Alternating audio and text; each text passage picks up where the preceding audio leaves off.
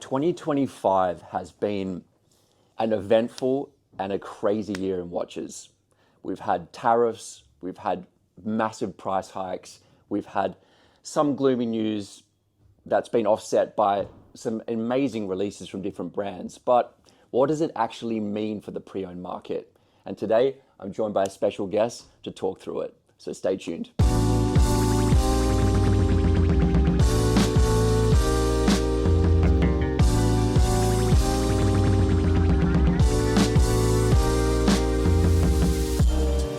The pre-owned market continues to grow in the watch world, and 2025 has been no different. So I was thinking, let's unpack it. Let's see what's going on in the pre-owned world. And there's no better way to do that than to dig below the surface and check out the data. And today I'm joined by Giovanni from EveryWatch. Thanks very much for joining us. Thank you, Nick. It's a pleasure. I thought what I'd start by saying is that people have become very interested in what's going on behind the scenes in the pre-owned watch world as it continues to grow. And EveryWatch has sort of been leading the way behind that and providing people with a lot of market insights. So I thought I'd just start by asking Giovanni just to give us a bit of a rundown on what EveryWatch is and how it works. Perfect. So EveryWatch is the leading secondary market watch data platform. We aggregate data from every major platform and 1,000 dealers worldwide. So everything that's available on the market, everything that has been sold by these secondary market dealers. And we also aggregate auction platforms like Watch Collecting, about almost 500 of them.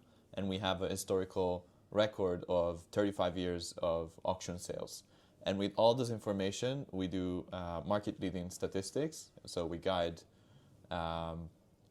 leading brands and leading retailers and leading auction houses on navigating the secondary market and the trends, so more on the macro level.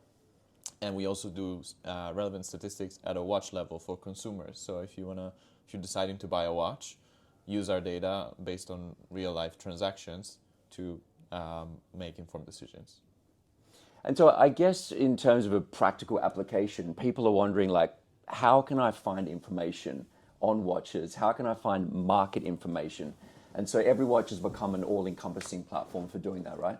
Exactly. Yep. So whether you're looking for a watch and you want to find the best deal, you have all the watches available for sale in our platform and the ones are upcoming at auction.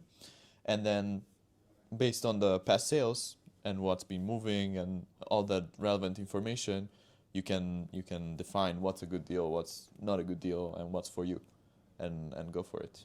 I think people are very aware of the primary market. It's very easy to find information on retail prices of watches that are new for sale. But I think the pre-owned market in the watch world especially is relatively new, but it's obviously accumulating at a quick rate. And I thought it'd be nice to start this conversation with looking at secondary market movements. And you guys have compiled a report, and I think there's some super interesting information to go through here. Awesome, and let's dive in on what happened in Q3. Let's do this. So, to start with, in Q3 we had US tariffs at 39% for watches. So that means any watch that has been imported in US has been hit with a 39% tariff, which it's absolutely insane, right? It's a huge number.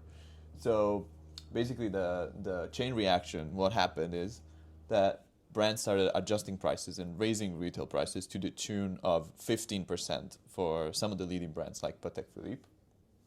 And that led in a huge raise in trading volume, almost 24% quarter over quarter in the secondary market. Why? Because, of course, primary market becomes overpriced and too expensive, and people look for alternatives within the secondary market. And so that's exactly what we registered looking at the data. And we also believe that buyers have become more value conscious in the second part of this year. And so people are looking for value for money propositions, right? So what's within my budget, what is the watch that provides the best value that I can buy? And that's why people are moving towards vintage, neo-vintage, and oftentimes the independent watches space. Yeah, it's funny because people have become so much more savvy about buying watches, Yeah. especially in the pre-owned space. And because we now have a lot of market data, people have become a lot more informed and people care more about this now. And I think to your point, it's like finding value in the watch world is important to people. They want to know that what they're buying has some inherent value. Absolutely. And just to put things into perspective, Rolex in a quarter sells about $1.6 billion worth of watches, a huge number.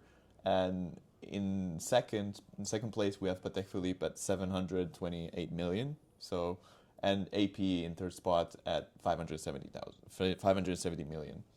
And really, there's no other brand that competes with them. So everyone else, there's Richard Mille at almost 360 million, and then Omega at 200 million, and cascading down. So really, it's a 3 to 5 brand market. They are the huge part of the market, and it's interesting to see that with the big price increase of Patek, we've seen a 30% increase in the secondary market sales, and also, Rolex and AP did very well, almost 20% up from the previous quarter. So again, lots of action in the secondary market. Pretty much every brand was in the green in terms of sales. So there's definitely been a growth throughout the sector. And in terms of median price, that's also very interesting that only Richard Mille is above 100K and in the top 10 brands, and actually much more than that, it's 285. And then we have Patek at 52, AP at 42, and then, for example, Rolex at 15. So this is also a deciding factor for how many watches move. Basically, the higher the price, the slower the turnover rate, and therefore lesser sales. Those brands you mentioned seem to always be talked about when people are saying AP, Rolex, and Patek. They're the three brands that have amazing value retention. What are some of the brands that perhaps surprised you that have been performing well in the secondary market in Q3 and 2025 in general? 2025 in general, definitely on the independent side. Lots of the brands like FP Journe, and we've seen H. Moser doing really well, and we've seen Laurent Ferrier, for example, also do really well. Even Grubel Forsey, which is a super expensive, super high priced. And I think some of these were fueled also by some very famous people wearing these type of watches, like Mark Zuckerberg, that has recently got into watch collecting and has been spotted wearing all of these watches. Debutune as well, it's also another brand that's been doing well. Lots of those. And then I think we need to, in terms of brands, we need to dissect them, the main brands, and some categories within them are the ones that are thriving. For example, Vacheron Constantin, I think their neo-vintage proposition, it's that and the super high value, high artisanal pieces that they have been releasing, they're really been killing it with it. And I think those have been doing really, really well. You touched on independent watchmakers, and I think the watch collecting sphere has become obsessed with independent watchmakers. 100%. And you talked about FP Journe. What are some of the other independent brands that you think have been incredibly strong this year? This year, definitely H. Moser, Laurent Ferrier. One that it's kind of a small brand, but it's been really talked about in the collecting sphere that's Romain Gaultier. Mm-hmm. They don't make too many watches, so it's kind of a small brand, but super high level, very good value proposition. Again, going back to that, and lots of people started to collect them. They also have a sport watch, so kind of let's say an Aquanaut rival called the C, that lots of collectors are looking for. I mentioned Laurent Ferrier also. Mm-hmm. Very, very well crafted watches, timeless design. And Debutune as well. So some of the more futuristic kind of brands, they've released this year the steel wheels, the DB28, super thin, which has definitely been a hit. And I've seen lots of collectors, buying. They've never bought the brand before. They bought that watch. So very interesting. I think one of the statistics that I found interesting that we spoke about off camera was turnover rate. and I think that it offers some insight into what's happening in the secondary market. So can you talk us through a little bit about that statistic, and also what brands have been performing well in that space? Absolutely. So turnover rate is basically measuring the how many sales versus the active watches. So how many watches were in the market, what portion of those watches has sold within the period of analysis, in this case the quarter Q3. And basically what we can see is that independent watchmakers, even though their average price point is oftentimes very, very high.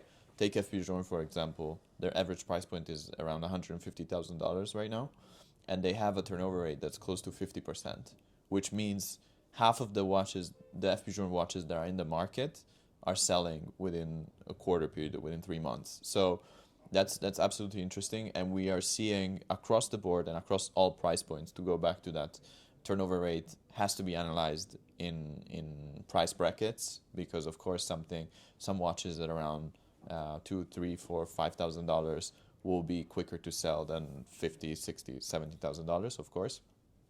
And across all the categories, we can see that the independent watch brands are selling, let's say the velocity of sales is higher, so the turnover rate is way higher than regular brands.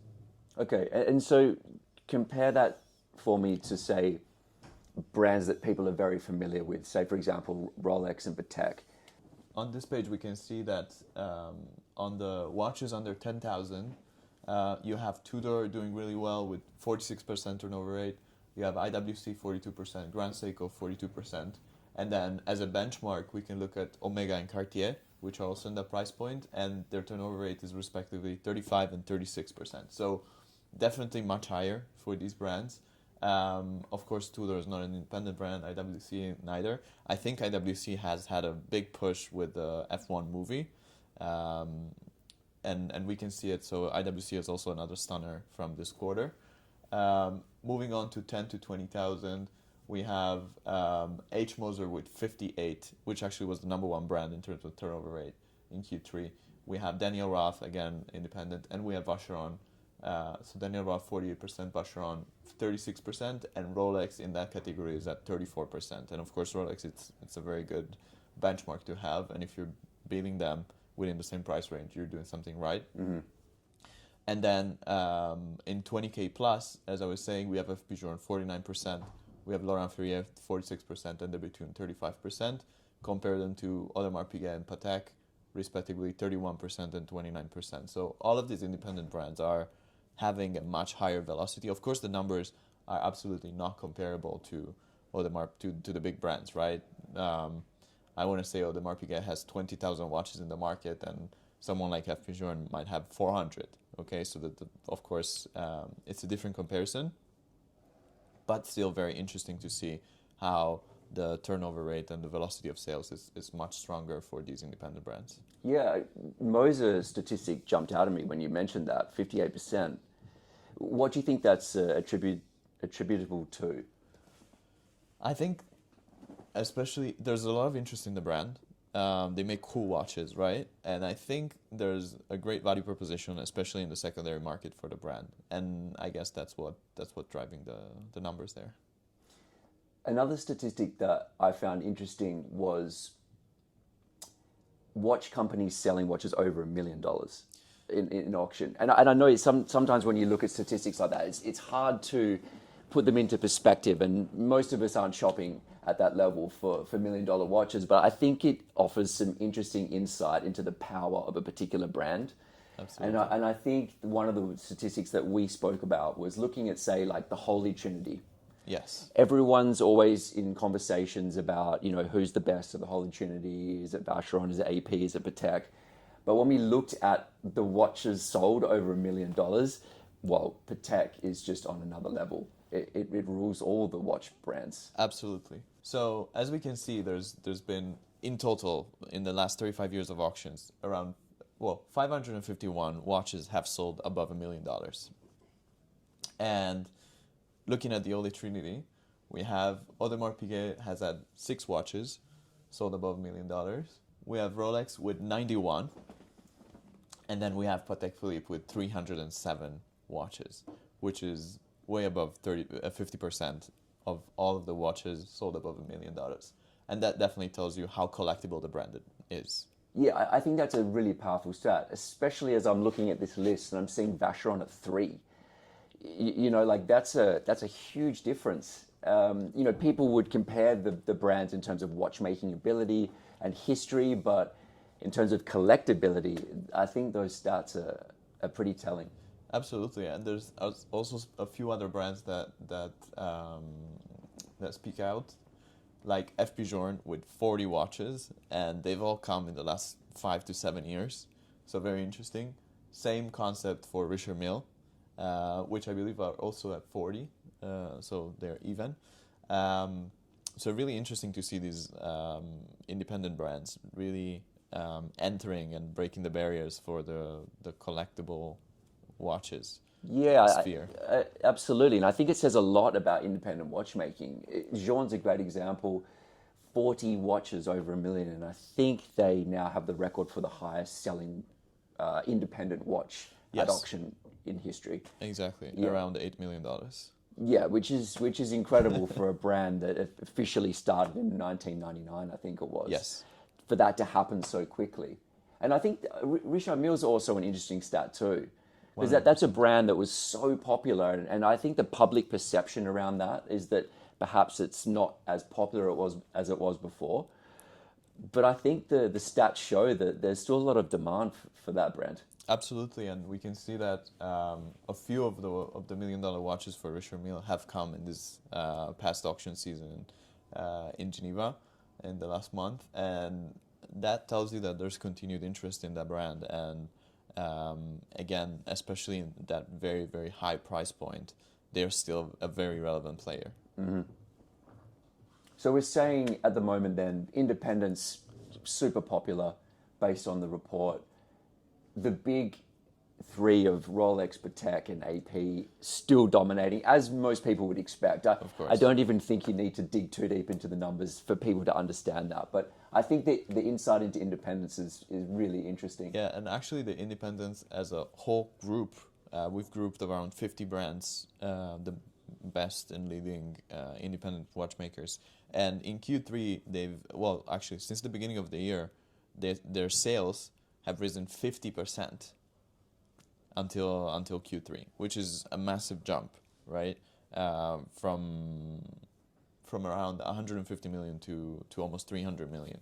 That's the range. So it's really, really, really growing. But then when you put it into perspective, 300 million of sales for independent watch brands, almost 50 brands, and you stack it up against Rolex that has 1.6 billion in sales, that tells you, it's definitely there's still a lot of room for these brands to grow, and definitely the volume of the independent watches out there is not comparable.